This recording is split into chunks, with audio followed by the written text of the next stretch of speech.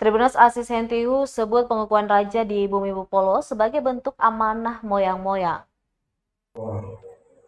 Raja Petuanan Leisela Asis Hentihu mengungkapkan penobatan atau pengukuhan raja dan wakil raja sebagai bentuk menjaga nilai-nilai yang telah ditetapkan atau diamanahkan oleh datuk dan moyang-moyang kepada anak adat di Bumi Bupolo tercinta.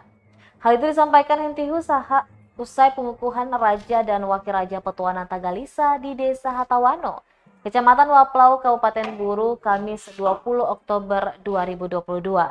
Anggota DPD Provinsi Maluku itu menyebutkan semua petuanan yang ada di Bumi Bupolo cukup senang karena ada yang melanjutkan amanah dari datuk dan moyang-moyang.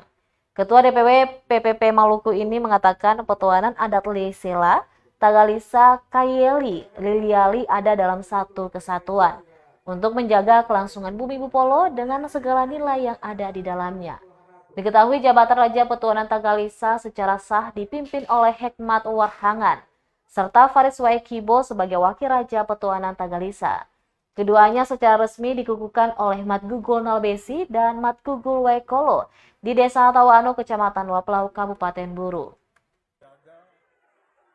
Nilai yang telah ditetapkan atau diamanahkan oleh datuk dan moyang-moyang kita, ya, anak adat di Bumi Bupolo yang kita cintai ini.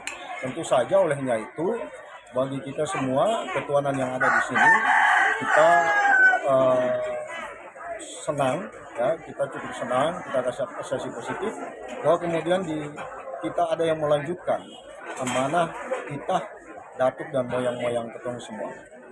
Adat mengusung nilai-nilai yang sangat luas, ya.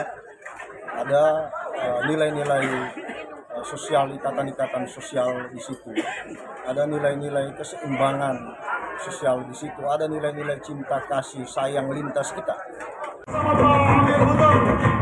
Untuk bisa mengambil bagian dalam acara tarian adat bersama Bapak Raja dan Bapak Wakil Raja di kesempatan siang hari ini.